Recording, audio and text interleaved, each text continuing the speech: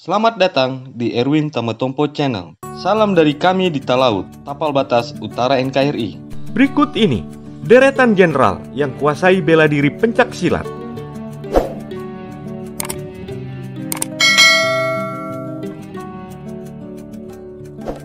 Para jenderal yang menguasai bela diri pencak silat cukup banyak jumlahnya. Di sela aktivitasnya, di antara mereka memperkenalkan dan mengembangkan pencak silat di lingkungan kesatuan maupun daerahnya.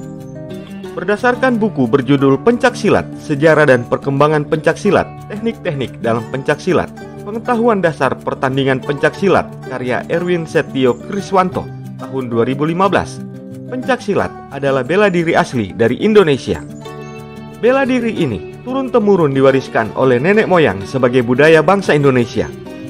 Pencak silat sendiri sebagai budaya nasional juga diakui oleh UNESCO sebagai warisan tak benda dunia sejak tanggal 12 Desember 2019.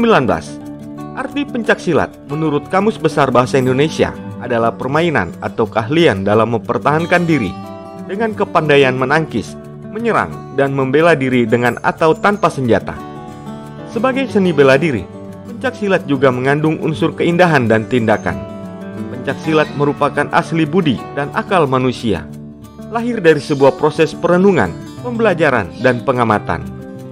Sebagai budaya nasional, pencak silat dikuasai oleh beragam kalangan, mulai dari orang biasa hingga jenderal TNI atau Polri maupun pejabat negara. Berikut ini deretan jenderal TNI Polri yang menguasai bela diri pencak silat. 1. Letnan Jenderal TNI Purnawirawan Prabowo Subianto. Prabowo Subianto merupakan Menteri Pertahanan ke-26 Republik Indonesia pada Kabinet Indonesia Maju untuk periode 2019 sampai saat ini. Prabowo merupakan pendiri perguruan pencak silat Satria Muda Indonesia. Beliau mengajak seniornya mengembangkan silat Baringin Sakti yang sebelumnya beraliran silat Minangkabau untuk membentuk organisasi pencak silat yang beraliran nasional. Tepat pada tanggal 19 Juli 1987, bertempat di Lembah Pinus, Ciloco, Jawa Barat, secara resmi didirikan organisasi bernama PPS Satria Muda Indonesia.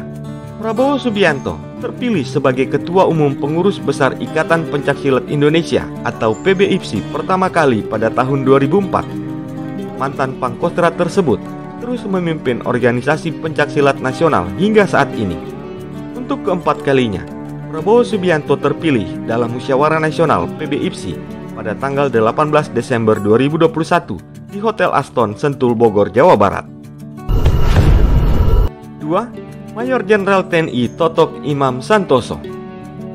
Totok Imam Santoso merupakan lulusan Akademi Militer tahun 1989. Prajurit TNI yang berpengalaman di bidang artileri medan ini pernah menjabat sebagai Gubernur Akademi Militer tahun 2020 sampai tahun 2021, serta Dan Pusat Armet Kodiklat TNI Angkatan Darat di tahun 2021 sampai tahun 2022. Saat ini, Jenderal Bintang 2 ini menjabat sebagai Pangdam 14 Hasanuddin. Totok Imam Santoso merupakan anggota organisasi pencak silat Persaudaraan Setia Hati Terate atau PSHT. Beliau dipercaya menjadi Ketua Bidang Teknik PSHT. Di bawah koordinator Totok Imam Santoso, tim pencaksilat TNI Angkatan Darat meraih juara umum Internasional Pencaksilat Indonesia Open Championship tahun 2022 dengan perolehan 5 emas dan 1 perak. 3. Brigadir Jenderal Polisi Purnawirawan Taufik Ansori. Taufik Ansori merupakan seorang purnawirawan Polri. Pensiunan Jenderal Bintang 1 ini terakhir menjabat sebagai Kapolda Kalimantan Selatan. Taufik cukup aktif di dunia pencak silat. Pada tahun 2014 silam, pria kelahiran tanggal 10 Maret 1957 itu menduduki posisi sebagai Dewan Kehormatan dan Ketua Umum PSN Perisai Putih. Lulusan Akademi Kepolisian tahun 1980 itu dilantik langsung oleh Edi Marsuki Nalapraya, Bapak Pencak Silat Dunia. Dalam riwayat jabatannya, Brigadir Jenderal Polisi Taufik Ansori selain pernah menjabat sebagai Kapolda Kalimantan Selatan di tahun 2012, di tahun 2013 menjelang pensiun, beliau juga pernah menjabat sebagai Kases Pima Lemdikpol Polri, Kapolwil Surakarta di tahun 2008, Wakapoltabes Bandar Lampung di tahun 2001, Kapolres Lampung Barat di tahun 1999, Wakapolres baru di tahun 1997. 4. Brigadir Jenderal TNI Purnawirawan Agus Susarso. Agus Susarso merupakan Ketua Umum Pengurus Besar Perguruan Silat Nasional atau PB Persinas Asat. Beliau terpilih secara aklamasi dalam Munas kelima Persinas Asat pada tahun 2021. Persinas Asat merupakan perguruan pencaksilat berasaskan Pancasila dan Undang-Undang Dasar 1945 yang bertujuan untuk menghimpun seluruh potensi dalam melestarikan budaya bangsa, khususnya bela diri pencaksilat nasional. Persinas bersumber pada aliran silat kuno Cimande, Singamogok, Cikaret Nagang, Cikalong, Garuda Mas, Syabandar, Sabeni, dan Tangkap Menangkap. 5. Brigadir Jenderal Polisi Leo Bona Lubis. Leo Bona Lubis merupakan salah satu putra terbaik perguruan pencaksilat Merpati Putih.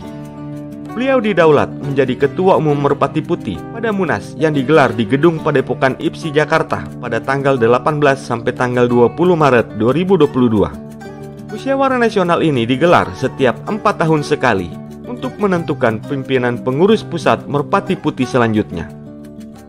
Leo Bona Lubis merupakan lulusan Akademi Kepolisian tahun 1990 yang berpengalaman di bidang Brimob.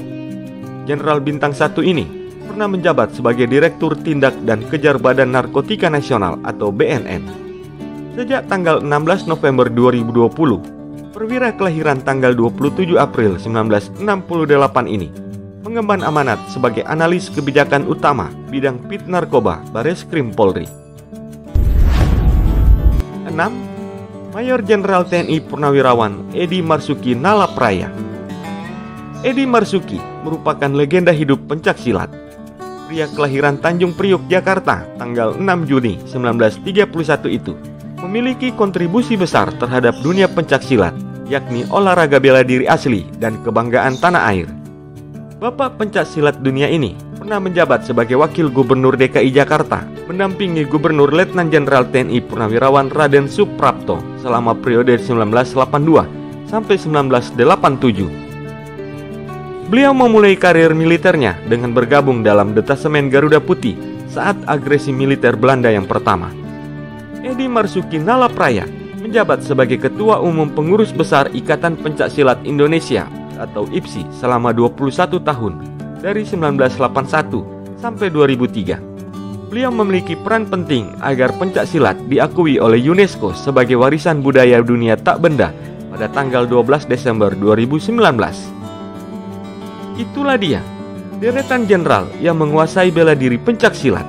Semoga tayangan ini bermanfaat dan dapat menambah wawasanmu ya guys. Sampai jumpa di tayangan kami selanjutnya.